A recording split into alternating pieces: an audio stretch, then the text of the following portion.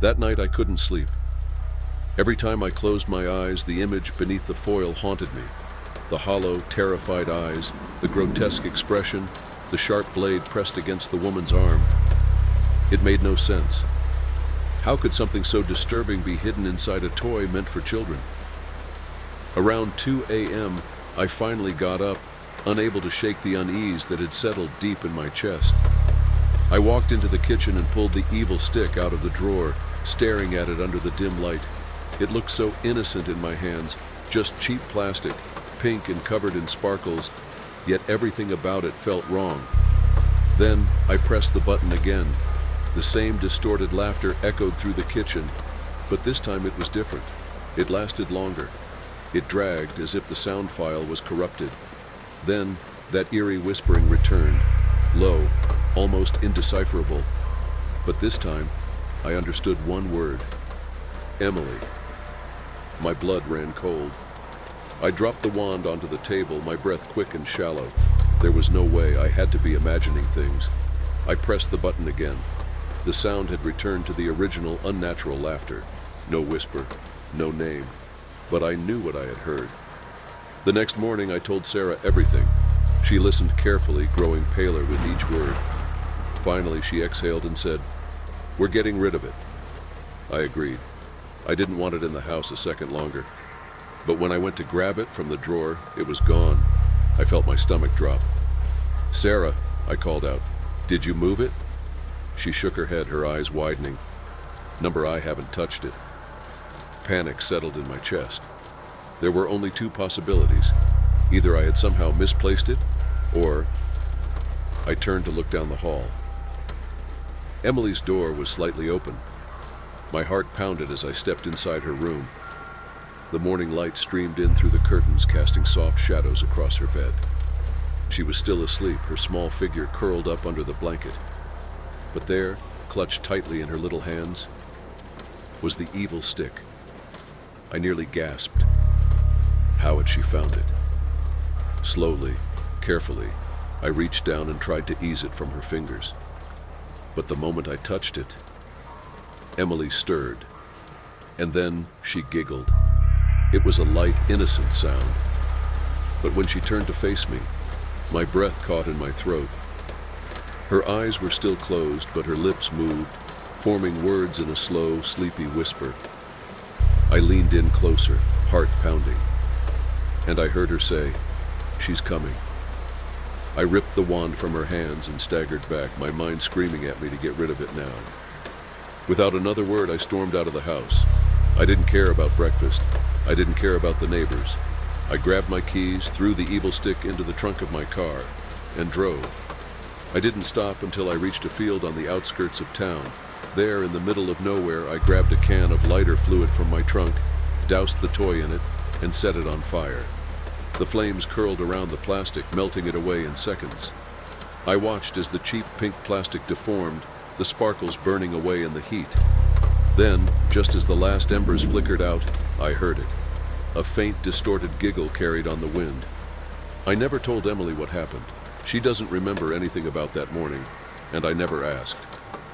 But sometimes, late at night, when I walk past her room, I swear I hear whispering. And every now and then, she giggles. That night, even after putting the wand away in the drawer, I couldn't sleep. Something about that toy was deeply wrong. The sound I had heard before, that muffled whisper, echoed in my head like a persistent murmur. I got up and went to the kitchen, determined to examine the toy more closely. I grabbed the wand and, with my phone in the other hand, started recording. I pressed the button once more. At first, the same metallic, distorted laughter came from the speaker, but then the noise changed. Now the sound seemed like a weak cry, followed by a creaking noise, as if something was being dragged. The red glow of the wand flickered slightly. My heart pounded.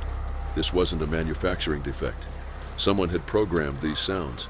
The image hidden behind the aluminum foil wouldn't leave my mind either. Who would choose such a horrifying picture for a children's toy? I decided to dig deeper. After a few minutes of searching, I found a dark forum where parents shared bizarre experiences with toys purchased from discount stores. Many mentioned the evil stick, and some had even found different images, all grotesque. But one comment in particular caught my attention. A user claimed to have taken the wand apart and found a modified audio chip. He said that when he connected the chip to a computer, he accessed audio files that shouldn't have been there, recordings of voices whispering incoherent phrases and strange noises. Panic started creeping in. I needed to know what else was hidden inside that toy. I grabbed a small screwdriver and began dismantling it. When I removed the back cover, I found something that made my blood run cold. Inside the wand, glued to the circuit board, was a small yellowed piece of paper with something handwritten on it. The ink looked faded, but I managed to read a few words. "Help me, he is here." I immediately dropped the wand. My stomach churned. Who could have put that there? Was it just a cruel prank, or something far more sinister? What scared me even more was the fact that reports about the toy were coming from various parts of the United States. It was as if someone somewhere was deliberately distributing these wands, hiding disturbing messages inside them. At that moment, I heard a noise coming from Emily's room. I ran there. She was sitting on the bed holding one of her other toys, but her eyes were fixed on the door. When I walked in, she whispered, "The man wants the toy back." My blood froze. "What man, Emily?" She pointed at the window. My heart raced. I rushed over and pulled back the curtain. The yard was empty, but something inside me told me we were not alone in that house. The next morning, I decided I needed to get rid of the wand. I grabbed the toy and threw it in the trash, but something told me that wouldn't be enough. I took the entire bag and dumped it in a dumpster far from home. When I got back, I found Sarah sitting in the living room, pale. "Did you see this?" she asked, pointing to the TV. On the news, a report was discussing a batch of toys being recalled from discount stores. The reason? Numerous complaints about disturbing images and unusual sounds hidden inside them. The report showed a photo of one of the evil stick wands, identical to the one I had bought. The anchor then mentioned that authorities were investigating the origin of the toys, but so far no company was officially registered as a manufacturer. It was as if the evil stick had appeared out of nowhere. I looked at Sarah and knew we had done the right thing by getting rid of the wand. But even so, I couldn't shake the feeling that someone was behind all of this. That night, as I tried to sleep, I heard a sound outside the house, a metallic, distorted laugh. The same sound from the wand. And then, the whisper, "Help me, he is here." My name is Brian Keller, and to this day, I regret the moment I decided to browse Craigslist in search of a temporary job. At the time, I was unemployed, living alone in Columbus, Ohio, and the bills were piling up. Desperation forced me to consider any offer that seemed even remotely legitimate.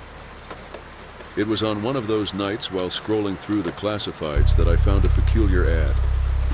Need a helper for household work, good pay, accommodation and meals included, light work, email for more information. The offer seemed perfect. I had nothing to lose, so I replied to the ad without thinking too much. A few hours later, I received a response from a man named James W., who said he needed someone to help him organize a rural property near the West Virginia border. He offered a high salary for simple work, cleaning some areas of the house, organizing old items, and helping with cooking. The email's tone was friendly yet formal. He explained that the property was remote in a quiet location, and that the job could last a few weeks. Besides the salary, I would have food and a comfortable room. My need for money blinded me to any possible red flags. Without hesitation, I accepted the offer. The next morning, James sent me an address and asked me to take a bus to a small town called Marietta. He would be waiting for me at the bus station. I grabbed my backpack, packed a few clothes, and left without telling anyone where I was going. The trip lasted about 5 hours. When I arrived, the place seemed even more remote than I had imagined. The bus station was little more than a shack with an old sign. There were only a few people around, and none of them seemed to be waiting for anyone. Then I saw a tall man wearing a brown leather jacket waving at me. He looked to be around 50 years old with graying hair and a wide smile. "Brian?" he asked, offering a firm handshake. "Yes, that's me," I replied. "Great. Hope the trip was smooth. Let's head home." We got into his truck and drove down the road. The surrounding landscape was desolate, filled with rolling hills and twisted trees. I tried making conversation, but James answered vaguely, avoiding questions about his family or his life before moving there. After about an hour on a dirt road, we arrived at an old house in the middle of nowhere. The place was large but run down, with boarded-up windows and a porch that creaked in the wind. "Welcome," he said, patting my shoulder. As soon as I stepped inside, I smelled something strong, meat cooking. The kitchen was spacious but messy, with sharp knives displayed on a wooden counter and a cauldron steaming on the stove. "Are you hungry?" James asked, smiling in an odd way. Something about it unsettled me. My instincts screamed that something was wrong, but I didn't want to appear rude. "Maybe later," I replied, trying to sound casual. He led me to my room upstairs. The room was small and windowless, containing only a wooden bed and an old wardrobe. When I closed the door, I noticed something strange. The lock was on the outside. My heart started pounding. Something was not right. I tried to calm my thoughts. Maybe it was just a mistake. Maybe James was eccentric, but harmless. But then, as I opened the wardrobe to put my things away, I saw something that made my stomach churn. There were blood-stained clothes hanging inside. My survival instinct finally kicked in. I needed to get out of there. My body froze when I saw the blood-stained clothes in the closet, emitting a strong metallic smell. My heart raced and my mind could only think of one thing: getting out of there immediately. I slowly closed the closet door, trying not to make a sound, and headed for the door, but it was locked. The pressure in my chest increased. James thought I was just another victim, and maybe I still had time. I heard footsteps approaching. I pretended to be relaxed, sitting on the bed. When James entered, he asked if everything was okay, and I lied. He led me to the dining room, where a table with old plates and lit candles was waiting for me. The smell of cooked meat was strong, and in the center of the table, a dish covered with a silver tray made me anxious. I forced myself to sit and look at the dish, but when the lid was removed, my stomach churned. What was there was not animal meat. I knew what it was. James, in a friendly tone, offered me the wine and dared me to try it. The glass had a strong smell of iron. While he talked about his life in the house, I searched for an exit. I looked at the kitchen door, which led to the back. If I could distract him, I could escape. But before I could react, he stared at me and said, "You know, don't you?" My body froze. He knew. James began to stand up, and in desperation, I threw the plate at him and ran toward the kitchen. When I tried to leave through the back, the door was locked. In a panic, I broke the window and jumped out. The pain in my arm was immediate, but I didn't stop. I ran as fast as I could, the dense forest ahead of me. I could hear James shouting behind me, but I kept running until I saw lights in the distance. A truck was approaching. I threw myself in the middle of the road, waving desperately. The driver slammed on the brakes and helped me into the vehicle. I was covered in blood and scratches, and I screamed for help. The police were called, and when they returned to James's house, he had disappeared. They only found a hidden basement, full of clothes, bones, and butcher tools. James was never found, but to this day, when I close my eyes, I see that sinister smile waiting for me to taste his food. Hello everyone on the channel. My name is Alex Carter, and I am fascinated by unsolved mysteries. A few years ago, one case left a deep mark on me, and to this day I can't forget it. The disappearance and death of Elisa Lam at the Cecil Hotel in Los Angeles. I am not the only one obsessed with this mystery. Many people have tried to explain what happened that night, but no one has found a definitive answer. Elisa Lam was a 21-year-old Canadian woman who decided to travel alone across the United States.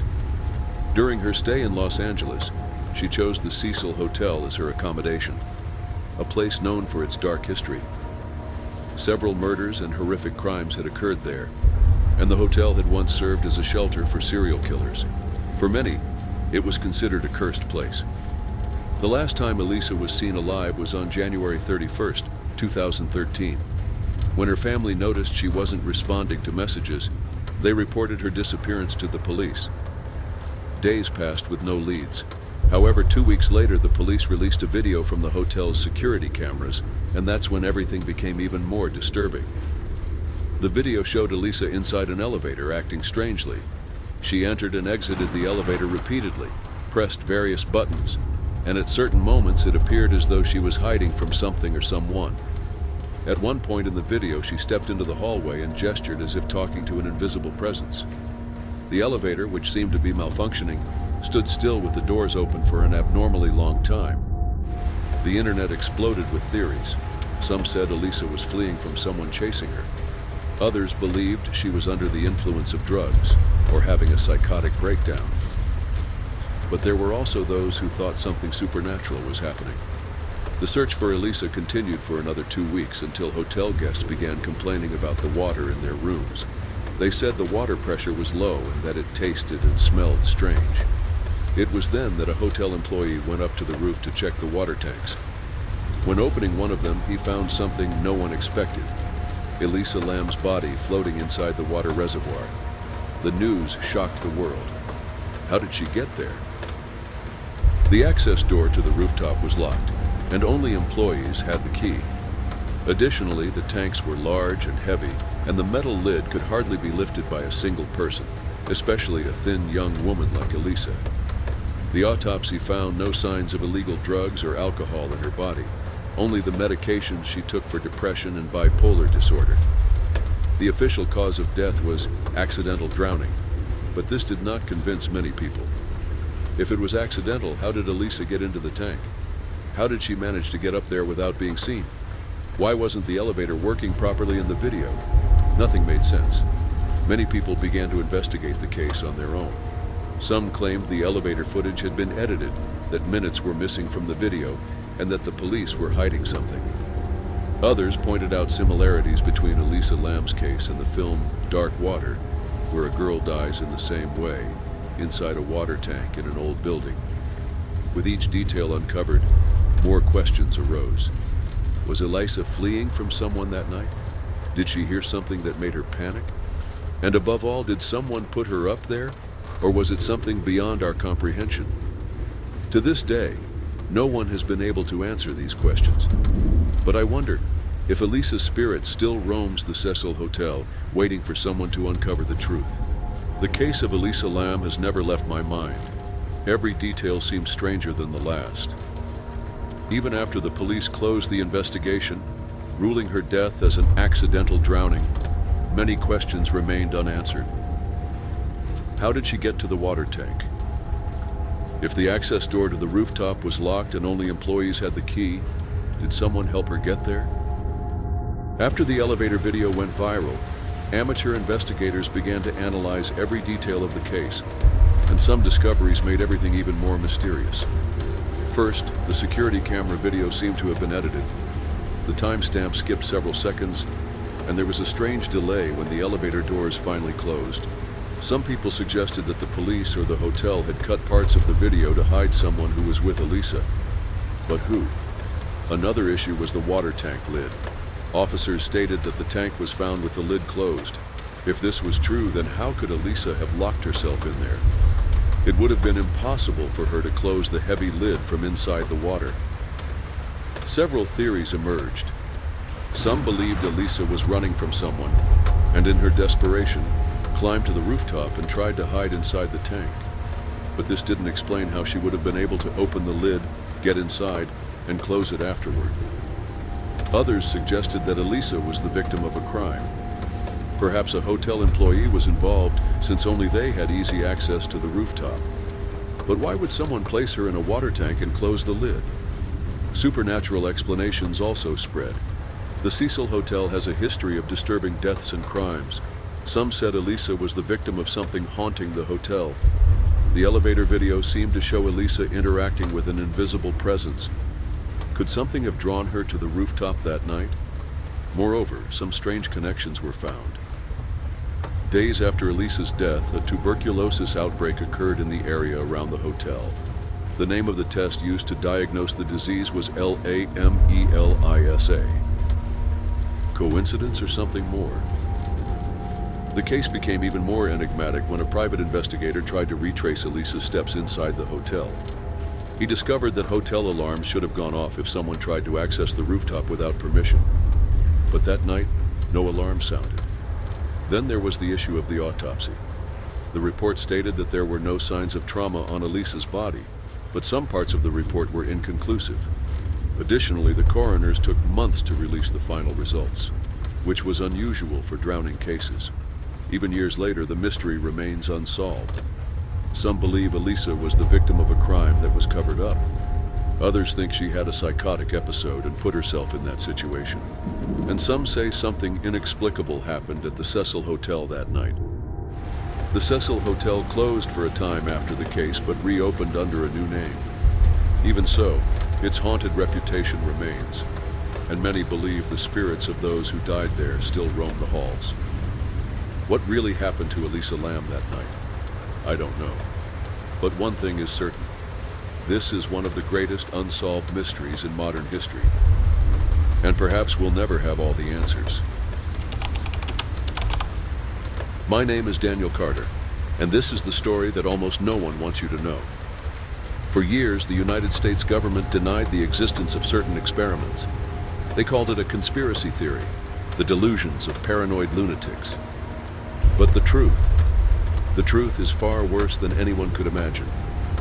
The MKUltra experiment was one of the darkest and cruelest programs ever conducted by the government. Between the 1950s and 1970s, the CIA tested hallucinogenic substances, psychological torture techniques, and mind control methods on American citizens. The guinea pigs were soldiers, prisoners, mentally ill patients, and even ordinary citizens, all without their knowledge or consent.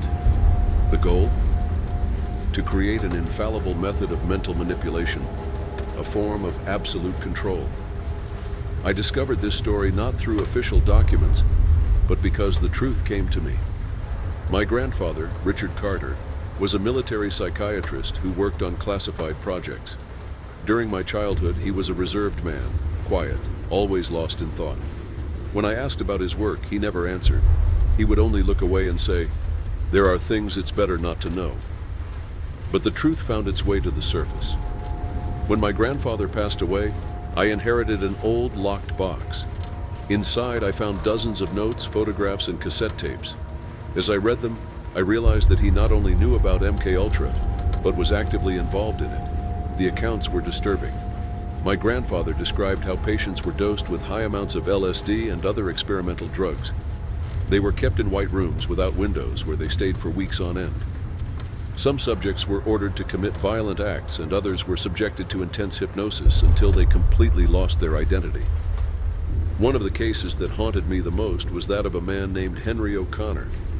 He had been admitted to a psychiatric hospital in 1963 and was soon assigned to the Blackbird Project, a subdivision of MKUltra. According to my grandfather's records, Henry was subjected to extreme sensory deprivation sessions. He would spend entire days in a dark chamber, hearing voices repeating the same message, "You are not real." Over time, he began to believe it. In my grandfather's last notes about Henry, he wrote something that chilled me to the bone. O'Connor stopped responding to conventional tests. He just stares at the wall and murmurs things no one can understand. But yesterday, when I entered the room to observe him, he looked directly at me and said, "They are watching you too, Dr. Carter. They know what you've done." Henry O'Connor disappeared from the record shortly afterward. No mention of him in official files, no death certificate. It was as if he had never existed. The more I read, the more I realized that MKUltra was not just a failed experiment. It was something far worse. People disappeared, memories were erased, lives were destroyed. Even my grandfather seemed haunted by what he had witnessed. In the last days of his life, he wrote something on a loose sheet of paper, a phrase repeated several times, as if it were a warning. They never ended the experiment. At that moment, I felt a chill run through my body. If this were true, if MKUltra had never truly ended, then what else could be happening in the shadows? But the most disturbing part of this story was still to come. Inside the box, I found something that shouldn't exist. A recording. A cassette tape marked with the initials MKU and a date, 1971. I placed the tape in my grandfather's old recorder, and what I heard changed my life forever. A metallic, cold, emotionless voice began to speak. The experiment continues. They must not remember. The mind can be reprogrammed. The mind can be erased. Seconds later, a second voice entered the recording. It was a scream, a human scream, pure desperation. And then, silence. But in the background, almost imperceptible, I heard something else. A whisper, so faint that I had to rewind the tape and listen several times to be sure of what it was saying. If you found this, it's already too late. My heart almost stopped in that moment. I had to uncover the truth. But was the truth already watching me? At that moment, I felt something I had never felt before, pure terror. It wasn't the usual fear, but a deep dread, as if something invisible was watching me at that exact moment. The recording still echoed in my mind. If you found this, it's already too late. What did that mean? Did my grandfather know that someone would eventually find that tape? Or worse, did someone know that I would find it? I tried to stay calm and think rationally. I needed to know more. I went back to the documents that were in the box. Among my grandfather's notes, I found an address written by hand. It was for a psychiatric hospital in Maryland, closed in the 1980s. Next to the address, a single word was written in trembling letters: survivor. My mind immediately made the connection. Was one of the MK Ultra patients still alive? I had no other choice. The next morning, I got in my car and drove to Maryland. The old psychiatric hospital was a massive building, abandoned for decades. The place reeked of decay with broken windows and ivy covering the walls. There was an absolute silence, as if time had stopped there. My heart raced as I approached the entrance. The door was ajar, as if someone still visited that place. I entered cautiously. The smell of mold and dust filled my nostrils. The main hallway was a maze of rusted doors and old clipboards scattered on the floor. I was about to give up when I heard a sound, a breath. Frozen, I slowly turned my head. At the end of the hallway, an elderly man sat in a wheelchair, staring directly at me. His eyes were empty, as if they no longer belonged to this world. His skin was pale, and he seemed to have not moved for years. I swallowed hard and carefully approached. "Sir, are you Henry O'Connor?" He blinked slowly. After a few seconds, his mouth opened. They never stopped. His voice was hoarse, as if he hadn't spoken in years. A chill ran down my spine. "Who never stopped?" I asked, feeling cold sweat trickle down my face. He raised his trembling hand and pointed to the wall behind me. I turned around and saw something that made my blood run cold. There were words scrawled on the wall, repeated several times, as if they had been written in a state of absolute desperation. They're still watching. They still control. MK Ultra never ended. My instincts screamed for me to leave. But before I could take a step back, Henry grabbed my arm with surprising strength. "They came for me. They'll come for you too." I pulled away and ran out of the hospital, my heart pounding. I jumped into the car and sped off without looking back. But something inside me told me I wasn't safe anymore. I arrived home, exhausted and paranoid. I closed all the curtains, locked the doors, and tried to convince myself that all of it was madness. But then, my phone vibrated. Unknown number. I hesitated before answering.